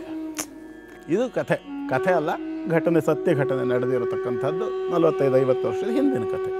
ಹಾಗಾಗಿ ಇಷ್ಟು ನೆನ್ಪಿಟ್ಕೊಳ್ಳಿ, ನಿಮ್ಮಲ್ಲಿ ನಿಜವಾಗಿ ಶರಣಾಗತಿ ಇದ್ದರೆ ಯಜ್ಞವನ್ನು ಮಾಡ್ತಕ್ಕಂತಹ ಪುರೋಹಿತ ಮಂತ್ರಭಾಗವನ್ನು ಸ್ಪಷ್ಟವಾಗಿ ಹೇಳ್ತಕ್ಕಂಥ ಸಾಮರ್ಥ್ಯದವನು ಹೌದಾಗಿದ್ದರೆ ವೇದಾಧ್ಯಯನ ಅಥವಾ ಶಾಸ್ತ್ರಾಧ್ಯಯನ ಮಂತ್ರ ಪ್ರಸ್ತಾರ ವಿಧಿಗಳನ್ನು ಅಗ್ನಿಯಾಧಾನವನ್ನು ಅಗ್ನಿ ಆರಾಧನೆಯನ್ನು ಆಹುತಿಯನ್ನು ದ್ರವ್ಯವನ್ನು ಸರಿಯಾದ ರೀತಿಯಲ್ಲಿ ಕೊಡ್ತಕ್ಕಂಥ ರೀತಿಯಲ್ಲಿ ಸಾಮರ್ಥ್ಯವಿದ್ದು ಯಜ್ಞವನ್ನು ಸಾಗಿಸಿದ್ದೇ ಹೌದಾದರೆ ಸತ್ತವರು ಬದುಕಬಹುದು ಅಥವಾ ಮೃತ್ಯುಶೈಯಲ್ಲಿ ಬದುಕಿದವರು ಇರ್ತಕ್ಕಂಥವರು ಕೂಡ ಎದ್ದು ಮಾಮೂಲಿ ಮನುಷ್ಯರಾಗಲಿಕ್ಕೆ ಕೂಡ ಸಾಮರ್ಥ್ಯ ವೇದ ಮಂತ್ರದಲ್ಲುಂಟು. ವಿಜ್ಞಾನ ವೇದ ಬೇರೆ ಅಲ್ಲ ಅಲ್ಲ ಅಲ್ಲ. ಅದ್ಭುತವಾದ ಒಂದು ಉದಾಹರಣೆಯನ್ನೇ ಕೊಡ್ತಾ ಗುರುಗಳು ಹೇಳ್ತಾ ಭಾವಕರು ಕೂಡ ಆಗ್ತಾ ನಮ್ಮೆಲ್ಲರಿಗೂ ಒಂದು ಕಿವಿ ಮಾತನ್ನು ಹೇಳಿದ್ದಾರೆ. ಯಾವುದೇ ಕಾರಣಕ್ಕೂ ನಮ್ಮ ಪುರಾಣಗಳು, ನಮ್ಮ ಶಾಸ್ತ್ರಗಳು, ನಮ್ಮ ಆಚರಣೆಯ ಬಗ್ಗೆ ಲೇವಡಿ ಮಾಡಬೇಡಿ. ಹಾಗಂತ ಪ್ರಶ್ನಿಸದೆ ಒಪ್ಕೊಳ್ಳಬೇಡಿ, ಪ್ರಶ್ನೆ ಮಾಡಿ ಒಪ್ಕೊಳ್ಳಿ ಅಂತ ಹೇಳಿದ್ದಾರೆ. ಹಾಗಾಗಿ ಮತ್ತೆ ಇನ್ನೊಂದು ಪದವನ್ನು ನೀವು ಬಳಸಿದ್ರಿ, ಶಾಪೋದ್ಧಾರ ಅಂತ. ಅಂದರೆ ಶಾಪಕ್ಕೆ ಒಳಗಾಗಿರೋರ ಉದ್ಧಾರ ಮಾಡೋ ಕ್ಷೇತ್ರನ ಅದು. ಯಾವ ದೋಷ ಮುಕ್ತಿ ಪಡಿಬಹುದು ನಾವು? ನೋಡಿ, ಶಾಪದಲ್ಲಿ ಅನೇಕ ವಿಧ. ಗುರುಶಾಪ, ದೈವಶಾಪ, ಸ್ತ್ರೀ ಶಾಪ, ಮಾತೃಶಾಪ, ಪಿತೃಶಾಪ, ಗೋಶಾಪ, ಬ್ರಹ್ಮಶಾಪ, ಹೀಗೆಲ್ಲ ಶಾಪಗಳಲ್ಲಿ ಅನೇಕ ವಿಧ. ಶಾಪಗಳಲ್ಲಿ 3 ರೀತಿಯ ಕಾರಣ ಬರುತ್ತೆ. ಒಂದು ಉದ್ದೇಶಪೂರಿತವಾಗಿ ತಪ್ಪನ್ನು ಆಚರಣೆ ಮಾಡಿ ಪಡೆದಿರ್ತಕ್ಕಂಥ ಶಾಪ. ಇನ್ನೊಂದು ಆಕಸ್ಮಿಕವಾಗಿ ನಮ್ಮಿಂದ ತಪ್ಪು ನಡೆದು ಎದುರಿರ್ತಕ್ಕಂಥ ವ್ಯಕ್ತಿಗಳಿಂದ ಬಂದ ಶಾಪ. ಮೂರನೇದಾಗಿ ಎದುರಿರ್ತಕ್ಕಂಥ ವ್ಯಕ್ತಿಗಳೇ ನಮ್ಮ ಮೇಲೆ ಯಾವುದಾದ್ರೂ ಒಂದು ಕಾರಣದಿಂದ ದ್ವೇಷವನ್ನು ಹೊಂದಿಕೊಡ್ತಕ್ಕಂಥ ಶಾಪ. ಈ ಗಾಂಧಾರಿ ಕೃಷ್ಣನ್ಗೆ ಎಕ್ಸಾಕ್ಟ್ಲಿ ಪರ್ಫೆಕ್ಟ್ ಉದಾಹರಣೆ ಅದು. ಯಾಕೆಂತಂದರೆ ಅಲ್ಲಿ ಕೃಷ್ಣಂದು ಯಾವ ತಪ್ಪು ಇರಲಿಲ್ಲ, ತಪ್ಪು ಮಾಡಿದವರು ಕೌರವರು. ಆದರೆ ಕೃಷ್ಣ ಅವರನ್ನು ಬದಲು ಮಾಡೋ ಸಾಮರ್ಥ್ಯ ಇದ್ದವನು ಮಾಡಲಿಲ್ವಲ್ಲ ಅಂತ ಗಾಂಧಾರಿ ಶಾಪ ಕೊಟ್ಟಳು. ಇದು ಬಹಳ ಪರ್ಫೆಕ್ಟ್ ಎಕ್ಸಾಂಪಲ್ ಕೊಟ್ಟರೆ ನೀವು. ಹೀಗೆ ಅನೇಕ ಕಾರಣಗಳಿಂದ ವ್ಯಕ್ತಿಗಳಿಗೆ ಶಾಪ ಬರಬಹುದು. ಹಾಗಾಗಿ ಇಲ್ಲಿ ಮುಖ್ಯವಾಗಿ ಕೆಳಗಡೆ ಹರಿತಕ್ಕಂತಹ ಭದ್ರಾ ನದಿ ಉತ್ತರಾಭಿಮುಖವಾಗಿ ಹರಿತದೆ. ಹಾಗಾಗಿ ಅಲ್ಲಿ ಹೋಗಿ ನಾವು ದಕ್ಷಿಣಾಭಿಮುಖವಾಗಿ ನಿಂತು ನಮ್ಮ ಹಿಂಭಾಗದಲ್ಲಿ ನೀರು ಹರಿದು ಹೋಗುವ ಹಾಗೆ ನಿಂತುಕೊಂಡು, ಅಂದರೆ ಶಿವ ಅಲ್ಲಿ ಉತ್ತರಾಭಿಮುಖವಾಗಿರೋದ್ರಿಂದ ಶಿವನ ಕಡೆಗೆ ಮುಖ ಹಾಕ್ಕೊಂಡು ನಾವು ನಮಸ್ಕಾರವನ್ನು ಮಾಡ್ತಾ ಮಾಡ್ತಾ ಮಾಡ್ತಾ ಆ ನೀರಿನಲ್ಲಿ 7 ಬಾರಿ ಮುಳುಗಬೇಕು. 7 ಬಾರಿ ಮುಳುಗುವುದರ ಮುಖಾಂತರವಾಗಿ ಎಲ್ಲ ದಾರಿದ್ರ್ಯಗಳು, ಎಲ್ಲ ದೋಷಗಳು, ಶಾಪಗಳು ಸಂಪೂರ್ಣವಾಗಿ ನಿವೃತ್ತಿಯಾಗಲಿ ಅನ್ನುವಂಥ ಪ್ರಾರ್ಥನೆಯನ್ನು ಮಾಡ್ತಾ ಮಾಡ್ತಾ ಆ ಒಂದು ಭದ್ರಾದೇವಿಗೆ ಪೂಜೆಯನ್ನು ಮೊದಲು ಮಾಡ್ಕೋಬೇಕು. ಆ ನಂತರದಲ್ಲಿ ಈ ರೀತಿಯಾಗಿ 7 ಬಾರಿ ಮುಳುಗುವುದು. ಆ ನಂತರದಲ್ಲಿ ಅದೇ ನೀರನ್ನು ಒಂದು ಬಿಂದಿಗೆಯಲ್ಲಿ ತಂದು, ಅಂದರೆ ನಾವು ಮುಳುಗಿದ ನೀರಿನಲ್ಲಿ ಇರೋದಿಲ್ವಲ್ಲ, ಹರಿದೋಗಿರ್ತದೆಯಲ್ಲ, ಆ ನಂತರ ಸ್ನಾನ ಆದ ನಂತರ ಶುದ್ಧವಾಗಿ ತೊಳೆದಿರ್ತಕ್ಕಂತಹ ತಾಮ್ರದ ಬಿಂದಿಗೆಯಲ್ಲಿ ನೀರನ್ನು ತಂದುಕೊಟ್ಟು ಅಭಿಮಂತ್ರಣೆ ಮಾಡಿ ಆ ನೀರಿಗೆ ನಮ್ಮ ಭಾವನೆಗಳನ್ನು ತುಂಬಿ ಸಂಕಲ್ಪವನ್ನು ಮಾಡಿ ವಾಟರ್ ಮಾಲಿಕ್ಯೂಲ್ಸ್ ಚೇಂಜ್ ಆಗುತ್ತೆ ಅಂತ ರಷ್ಯನ್ ಜಪಾನೀಸ್ ಸೈಂಟಿಸ್ಟ್ಗಳೆಲ್ಲ ಪ್ರೂವ್ ಮಾಡಿದ್ದಾರೆ. ಹಾಗಾಗಿ ನಾನು ಸೈಂಟಿಫಿಕ್ ಆಗಿಯೂ ಹೇಳ್ತಾ ಇದ್ದೀನಿ. ಆ ಒಂದು ಭಾವನೆಗಳನ್ನು ಆ ನೀರಿನಲ್ಲಿ ನಾವು ತುಂಬಿಸುವುದರ ಮುಖಾಂತರವಾಗಿ ಒಳಗಡೆ ಇರತಕ್ಕಂತಹ ಸೋಮೇಶ್ವರನಿಗೆ ಆ ಒಂದು ಜಲದಿಂದ ರುದ್ರಮಂತ್ರ ಪುರಸ್ಸರವಾಗಿ 169 ಮಂತ್ರಗಳನ್ನು ಹೊಂದಿರತಕ್ಕಂಥ ರುದ್ರಮಂತ್ರ ಪೂರ್ವಕವಾಗಿ ಸೋಮೇಶ್ವರನಿಗೆ ಅಭಿಷೇಕ ಮಾಡುವುದರಿಂದ ಮತ್ತು ಆ ನಂತರದಲ್ಲಿ ಶಿವಲಿಂಗದಿಂದ ಬಂದಂತಹ ತೀರ್ಥರೂಪದ ಆ ಒಂದು ಜಲವನ್ನು ಪ್ರಾಶನ ಮಾಡುವುದರಿಂದ, ತೀರ್ಥಪ್ರಾಶನವನ್ನು ಮಾಡುವುದರಿಂದ ಸಂಪೂರ್ಣವಾಗಿರತಕ್ಕಂಥ ವಿಧಿ ಇದು. ಈ ವಿಧಾನವನ್ನು ಅನುಸರಣೆ ಮಾಡಿದಾಗ ಫಲ ಅಂತಕ್ಕಂಥದ್ದು ಪ್ರಾಪ್ತಿಯಾಗುತ್ತೆ. ಅಂದರೆ ಶಾಪ ವಿಮುಕ್ತಿ ಆಗುತ್ತೆ. ಎಂಥದ್ದೇ ಶಾಪವಿದ್ರೂ ಕೂಡ, ಎಂಥದ್ದೇ ಶಾಪವಿದ್ರೂ ಸಹ ಪರಿಹಾರವಾಗ್ತದೆ ನಿಮ್ಮ ನಿಮ್ಮ ತಾಕತ್ತಿಗೆ ಅನುಗುಣವಾಗಿ. ಇನ್ನುಳಿದ ರಾಶಿಗಳ ಕುರಿತಾಗಿ ತಿಳಿಸ್ಕೊಡಿ ಗುರು. ಮೊದಲನೇದು ಸಿಂಹರಾಶಿ. ಸಿಂಹರಾಶಿಯವರಿಗೆ ಇವತ್ತಿನ ದಿನ ಕರ್ಮಭಾವದಲ್ಲಿರ್ತಕ್ಕಂಥ ಶುಕ್ರಚಂದ್ರ ಯೋಗ ತುಂಬ ಚೆನ್ನಾಗಿದೆ. ಸುಖಾದಿ ಪ್ರಾಪ್ತಿಗಳಿಗಾಗಿ ಅಥವಾ ವಸ್ತುಗಳನ್ನು ಖರೀದಿ ಮಾಡಲಿಕ್ಕಾಗಿ, ಎಕ್ಸಾಂಪಲ್ಲಾಗಿ ಹೇಳಬೇಕು ಅಂತಂದರೆ ಯಾವುದಾದ್ರೂ ಕಾಸ್ಮೆಟಿಕ್ಸ್ ಪರ್ಚೇಸ್ ಮಾಡೋದಿರಬಹುದು, ವಾಹನಗಳನ್ನು ಪರ್ಚೇಸ್ ಮಾಡೋದಿರಬಹುದು, ಬೆಳ್ಳಿ ಬಂಗಾರ ಅಥವಾ ಸೋಫಾ ಸೆಟ್ಟು, ಮಂಚ, ಈ ಥರ ಅಂದರೆ ಒಟ್ಟಾರೆ ಐಷಾರಾಮಿ ವಸ್ತುಗಳು ಅಥವಾ ಭೋಗದ ಸಾಮಗ್ರಿಗಳನ್ನು ಖರೀದಿ ಮಾಡಲಿಕ್ಕೆ ಬಹಳ ಯೋಗ್ಯವಾಗಿರತಕ್ಕಂಥ ಒಂದು ದಿನ ಇವತ್ತು. ದಿನ ಚೆನ್ನಾಗಿದೆ. ಇವತ್ತಿನ ಜೀವನ ಅಂದರೆ ಇವತ್ತಿನ ದಿನವನ್ನು ನೀವು ಒಂದು ಸುಸೂತ್ರವಾಗಿ ಸಂತೋಷದಿಂದ ಕಳೀಲಿಕ್ಕೆ ಎಲ್ಲ ರೀತಿಯ ಅವಕಾಶಗಳು ಸಿಂಹರಾಶಿಯವರಿಗೆ ಉಂಟು. ಸಿಂಹರಾಶಿಯವರು ಶಿವಾರಾಧನೆಯನ್ನು ಮಾಡಿ ಇನ್ನಷ್ಟು ಉತ್ತಮ ಫಲವನ್ನು ಹೊಂದಬಹುದು. ಮುಂದಿನದು ಕನ್ಯಾ ರಾಶಿ. ಕನ್ಯಾ ರಾಶಿಯವರಿಗೆ ಕೂಡ ಇವತ್ತಿನ ದಿನ ಮಧ್ಯಮ ಸ್ತರದ ದಿನ, ತಕ್ಕ ಮಟ್ಟಿಗೆ ಉತ್ತಮವಾದ ದಿನ. ಹಾಗಾಗಿ ಇವತ್ತಿನ ದಿನ ಚೆನ್ನಾಗಿದೆ. ಕೆಲಸ ಕಾರ್ಯಗಳನ್ನು ಶ್ರದ್ಧಾಪೂರ್ವಕವಾಗಿ ಮಾಡಿ ಏಕತಾದಾತ್ಮ್ಯತೆಯಿಂದ ಮಾಡಿದ ಪಕ್ಷದಲ್ಲಿ ಖಂಡಿತವಾಗಿಯೂ ಕನ್ಯಾ ರಾಶಿಯವರಿಗೂ ಇವತ್ತು ಒಳ್ಳೆಯ ದಿನವನ್ನು ನೋಡಲಿಕ್ಕೆ ಅವಕಾಶ ಉಂಟು. ಚಂದ್ರನ ಒಂದು ಸಂಚಾರ ಭಾಗ್ಯಸ್ಥಾನದಲ್ಲಿ ಶುಕ್ರನೊಂದಿಗೆ, ಧನಾಧಿಪತಿಯೊಂದಿಗೆ, ಭಾಗ್ಯಾಧಿಪತಿಯೊಂದಿಗೆ ಇರ್ತಕ್ಕಂಥದ್ದು ಒಳ್ಳೆಯ ಒಂದು ಯೋಗ. ಇವತ್ತು ಕೂಡ ಲಕ್ಷ್ಮೀನಾರಾಯಣರ ಆರಾಧನೆಯನ್ನು ಮಾಡಿಕೊಂಡು ಕನ್ಯಾ ರಾಶಿಯವರು ಇನ್ನಷ್ಟು ಉತ್ತಮಪಡಿಸ್ಕೋಬಹುದು. ಮುಂದಿನದು ತುಲಾರಾಶಿ. ತುಲಾರಾಶಿಯವರಿಗೆ ಇದುವರೆಗೆ ಬಂದಿರತಕ್ಕಂತಹ ಸಿಂಹ, ಕನ್ಯಾ ರಾಶಿ, ಕರ್ಕಾಟಕ ರಾಶಿ ಆದಿಗಳನ್ನು ನೋಡ್ತಾ ನೋಡ್ತಾ ತುಲಾರಾಶಿಗೆ ಬಂದರೆ ಸ್ವಲ್ಪ ಬೇಸರವಾಗ್ತದೆ. ಕಾರಣ ಏನು ಅಂತಂದರೆ, ತುಲಾರಾಶಿಗೆ ಕರ್ಮಾಧಿಪತಿಯಾಗಿರ್ತಕ್ಕಂತಹ ಚಂದ್ರ ಅಷ್ಟಮದಲ್ಲಿ ಅಷ್ಟಮಾಧಿಪತಿಯೊಂದಿಗೆ ಇರತಕ್ಕಂಥದ್ದು, ಅಂದರೆ ನಷ್ಟವನ್ನು ಕೊಡತಕ್ಕಂಥದ್ದು ಅಂತ ಅರ್ಥ. ಹಾಗಾಗಿ ಈ ಒಂದು ನಷ್ಟದ ದಿನವಾಗಿರ್ತಕ್ಕಂಥ ಇವತ್ತಿನ ದಿನ ಸ್ವಲ್ಪ ಎಚ್ಚರಿಕೆಯನ್ನು ವಹಿಸಬೇಕು. ಜೊತೆಯಲ್ಲಿ ಅನಾವಶ್ಯಕವಾಗಿ ಖರ್ಚುಗಳನ್ನು ಅವಾಯ್ಡ್ ಮಾಡಿಕೊಂಡ ಪಕ್ಷದಲ್ಲಿ ಖಂಡಿತವಾಗಲೂ ಇವತ್ತಿನ ದಿನವನ್ನು ತಕ್ಕ ಮಟ್ಟಿಗೆ ಬಚಾವ್ ಮಾಡಿಕೊಳ್ಳಿಕ್ಕೆ ಅವಕಾಶ ಉಂಟು. ಹಾಗಾಗಿ ಪ್ರಯತ್ನವನ್ನು ಯೋಗ್ಯವಾದ ರೀತಿಯಲ್ಲಿ ಮಾಡಿ, ಜೊತೆಯಲ್ಲಿ ಅಷ್ಟಮ ಭಾವದಲ್ಲಿರ್ತಕ್ಕಂತಹ ಶುಕ್ರಚಂದ್ರ ಬಾಧಾ ನಿವೃತ್ತಿಗೋಸ್ಕರವಾಗಿ ನೀವೆಲ್ಲರೂ ಕೂಡ ಇವತ್ತು ತುಲಾರಾಶಿಗೆ ಸಂಬಂಧಪಟ್ಟು ಮಹಾಲಕ್ಷ್ಮಿಯನ್ನು ಆರಾಧನೆ ಮಾಡ್ತಕ್ಕಂಥದ್ದು ಸೂಕ್ತ. ಶುಭವಾಗಲಿ ತುಲಾರಾಶಿಯವರಿಗೆ. ಮುಂದಿನದು ವೃಶ್ಚಿಕ ರಾಶಿ. ವೃಶ್ಚಿಕ ರಾಶಿಯವರಿಗೆ ಇವತ್ತಿನ ದಿನ ತಕ್ಕ ಮಟ್ಟಿಗೆ ಚೆನ್ನಾಗಿದೆ. ವ್ಯಯಾಧಿಪತಿಯು ಮತ್ತು ವೃಶ್ಚಿಕ ರಾಶಿಗೆ ಸಪ್ತಮಾಧಿಪತಿ ಮತ್ತು ವ್ಯಯಾಧಿಪತಿಯಾಗಿರ್ತಕ್ಕಂಥ ಶುಕ್ರ ಸ್ವಕ್ಷೇತ್ರಗತನಾಗಿ ಭಾಗ್ಯಾಧಿಪತಿಯೊಂದಿಗಿದ್ದಾನೆ. ಆದರೆ ಆ ಒಂದು ಸ್ಥಾನಕ್ಕೆ ಸಂಬಂಧಪಟ್ಟಂತೆ ಉಳಿದ ಗ್ರಹಗತಿಗಳು ಅಷ್ಟು ಸೂಕ್ತವಾಗಿರ್ತಕ್ಕಂಥದ್ದಲ್ಲ. ಗುರುವಷ್ಟಮ ಭಾವದಲ್ಲಿ, ಅಂದರೆ ಗುರು ಅಷ್ಟಮ ಭಾವದಲ್ಲಿರ್ತಕ್ಕಂಥದ್ದಾದ್ದರಿಂದ ವೃಶ್ಚಿಕ ರಾಶಿಯವರಿಗೆ ಸ್ವಲ್ಪ ಆರೋಗ್ಯದ ಸಮಸ್ಯೆಗಳು ಕಾಣಿಸಬಹುದು. ಅಂದರೆ ಸಪ್ತಮ ಭಾವದಲ್ಲಿರ್ತಕ್ಕಂಥ ಶುಕ್ರಚಂದ್ರ ಯೋಗ ಅಂದರೆ ಯಾರು ವೃಶ್ಚಿಕ ರಾಶಿಯವರಿದ್ದೀರಿ ಅವರ ಸಂಗಾತಿಗೆ, ಅಂದರೆ ವೃಶ್ಚಿಕ ರಾಶಿಯ ಹೆಣ್ಣುಮಕ್ಕಳಿದ್ದರೆ ಗಂಡಸರಿಗೆ, ಗಂಡಸರಿದ್ದರೆ ಮನೆಯ ಹೆಣ್ಣುಮಕ್ಕಳಿಗೆ ಸಮಸ್ಯೆ ಆಗ್ತಕ್ಕಂಥದ್ದು ಶುಕ್ರಚಂದ್ರ ಯೋಗ ಅಂತಂದರೆ ವಿಶೇಷವಾಗಿ ಹೆಣ್ಣು ಮಕ್ಕಳಿಗೆ ಗರ್ಭಕೋಶ ಸಂಬಂಧಿತವಾಗಿರ್ತಕ್ಕಂಥದ್ದು ಮತ್ತು ಗಂಡಸರಿಗೆ ಪುರುಷತ್ವ ಸಂಬಂಧಿತವಾಗಿರ್ತಕ್ಕಂತಹ ಭಾಗಗಳಲ್ಲಿ ಸಮಸ್ಯೆ ಆಗತಕ್ಕಂಥ ಲಕ್ಷಣ. ಹಾಗಾಗಿ ವಾಹನದಲ್ಲಿ ಸಂಚಾರ ಮಾಡ್ತಕ್ಕಂಥ ಸಂದರ್ಭ ಎರಡೂ ಜನ ಕೂಡ, ಹೆಣ್ಣು ಮಕ್ಕಳು ಕೂಡ ಗಂಡಸರು ಕೂಡ ನಿಮ್ಮ ನಿಮ್ಮ ವಾಹನಗಳ ಬಗ್ಗೆ ಗಮನ ಇಟ್ಕೊಳ್ಳಿ. ನಿಮ್ಮನ್ನು ನೀವು ರಕ್ಷಣೆ ಮಾಡಿಕೊಳ್ಳೋ ಮೂಲಕವಾಗಿ ವಿಶೇಷವಾಗಿ ಹೆಚ್ಚು ಟ್ರಾಫಿಕ್ಕು ಜನದಟ್ಟಣೆ ಇರತಕ್ಕಂಥ ಸಂದರ್ಭದಲ್ಲಿ ಹೋಗುವಾಗ ಸ್ಕಿಡ್ ಆಗ್ತಕ್ಕಂಥ ಸಂದರ್ಭಗಳು ಕಾಣಿಸ್ಕೋಬಹುದು. ಹಾಗಾಗಿ ಎಚ್ಚರಿಕೆಯಿಂದ ಇಟ್ಕೊಳ್ಳಿ. ಜೊತೆಯಲ್ಲಿ ಅತ್ಯುತ್ಸಾಹದಿಂದ ನುಗ್ಗುವಂತಹ ಸ್ವಭಾವ ಇರತಕ್ಕಂಥವರಿಗೆ ಈ ಸಾಧ್ಯತೆ ಅತಿ ಹೆಚ್ಚಿರುತ್ತೆ. ಬಹಳ ಎಚ್ಚರಿಕೆ ಬೇಕು. ಜೊತೆಯಲ್ಲಿ ಇವತ್ತು ಅಂಥ ಸಂದರ್ಭ ಇರತಕ್ಕಂಥವ್ರು ದಯಮಾಡಿ ನಿಮ್ಮ ವಾಹನಕ್ಕೆ ಒಂದು ಪೂಜೆ ಮಾಡಿಕೊಳ್ಳಿ. ಯಾವುದಾದ್ರೂ ಒಂದು ದುರ್ಗಾ ಪರಮೇಶ್ವರಿಯ ದೇವಸ್ಥಾನದಲ್ಲಿ ತೀರ್ಥ ಪ್ರಸಾದವನ್ನು ಹಾಕಿಸ್ಕೊಂಡು ಅರ್ಚನೆಯ ಕುಂಕುಮವನ್ನು ನೀವು ಹಚ್ಚಿಕೊಂಡು ವಾಹನಕ್ಕೂ ಹಚ್ಚಿ ಆ ನಂತರದಲ್ಲಿ ಮುಂದುವರ್ಕೊಂಡು ಹೋಗ್ತಕ್ಕಂಥದ್ದು ಸೂಕ್ತ. ಯಜಮಾನರು ಶಿವರಾಜ್ ಆಚಾರ್ಯ ಅಂತ, ನಮ್ಮ ಸಂಸಾರದ ಬಗ್ಗೆ ದಯಮಾಡಿ ತಿಳಿಸಿ ಗುರುಗಳೇ. ನೂತನವಾಗಿ ಮದುವೆ ಆಗಿರುವಂಥದ್ದು, ಸೊ ಮುಂದಿನ ಜೀವನ ಹೇಗಿರುತ್ತೆ, ಮಕ್ಕಳ ಬಗ್ಗೆ ಕೇಳ್ತಾ ಇದ್ದಾರೆ. ಇನ್ನೂ ಮಕ್ಕಳಾಗಿಲ್ಲ ಅವರಿಗೆ. ಸೊ ಯಾವಾಗ ಏನು ಎತ್ತ ಹೇಗಿರ್ತೀವಿ ನಾವು ಅನ್ನೋದು ಪ್ರಶ್ನೆ.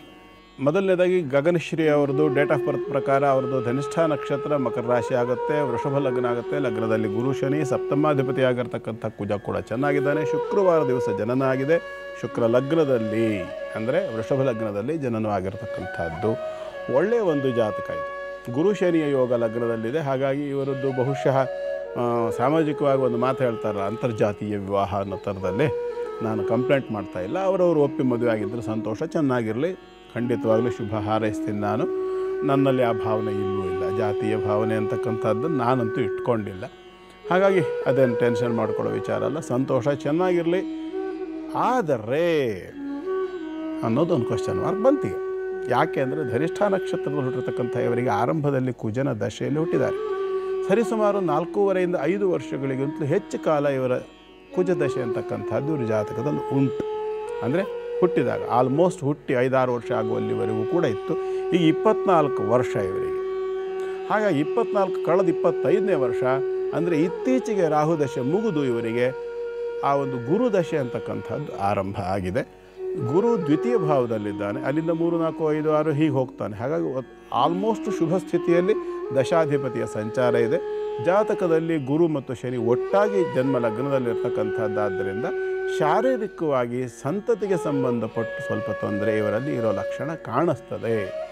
ಇವತ್ತೆಲ್ಲ ನಾರ್ಮಲ್ ಕಾಮನ್ ಆಗಿರ್ತಕ್ಕಂಥದ್ದು ಪಿ ಸಿ ಓಡಿ ಅಂತಾರಲ್ಲ, ಆ ಪಿ ಸಿ ಓಡಿ ಥರದ ಪೂರ್ಣ ಆ ಥರದ್ದಲ್ಲ, ಆದರೆ ಆ ಲಕ್ಷಣವನ್ನು ಹೊಂದಿರತಕ್ಕಂಥ ಹೆಚ್ಚಾಗಿ ಈ ಥರದ ಯೋಗ ಇರತಕ್ಕಂತಹ ಜಾತಕಗಳಿಗೆ ಪಂಚಮಾಧಿಪತ್ಯಕ್ಕೆ ಸಂಬಂಧಪಟ್ಟು ಈ ಒಂದು ಗ್ರಹಸ್ಥಿತಿ ಯಾರ ಜಾತಕದಲ್ಲಿರ್ತಾರೆ ಅಂಥವರಿಗೆ ವಿಶೇಷವಾಗಿ ನಾಳಗರ್ಭವಾಗ್ತಕ್ಕಂಥ ಸಾಧ್ಯತೆಗಳಿರುತ್ತೆ.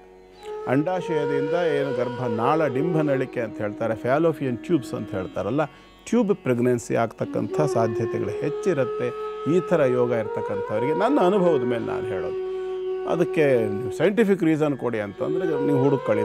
ನಾನು ಸೈನ್ಸ್ನವರಲ್ಲ, ನಾನು ಆಧ್ಯಾತ್ಮಿಕ ಜೀವನದವನು. ಹಾಗಾಗಿ ವೈಜ್ಞಾನಿಕವಾಗಿ ನೀವು ಹುಡುಕೊಳ್ಳಿ. ಈ ಒಂದು ದೋಷಕ್ಕೆ ಪರಿಹಾರವಾಗಿರ್ತಕ್ಕಂಥದ್ದು ಬೆಣ್ಣೆ ಕೃಷ್ಣನ ಪೂಜೆ ಅಥವಾ ಸಂತಾನ ಗೋಪಾಲ ಕೃಷ್ಣನ ಆರಾಧನೆಯನ್ನು ಮಾಡುವುದರಿಂದ ಸಂತತಿಯನ್ನು ಹೊಂದಲಿಕ್ಕೆ ಸುಲಭವಾಗ್ತದೆ.